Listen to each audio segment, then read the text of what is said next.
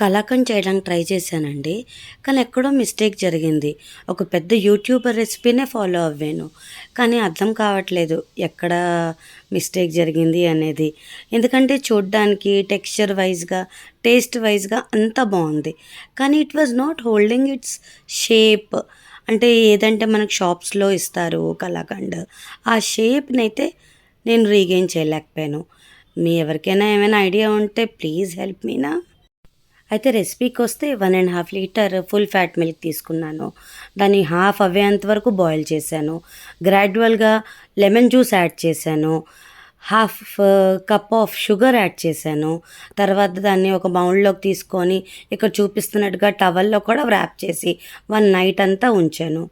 But I don't know, ఏదో mistake అయితే జరిగింది.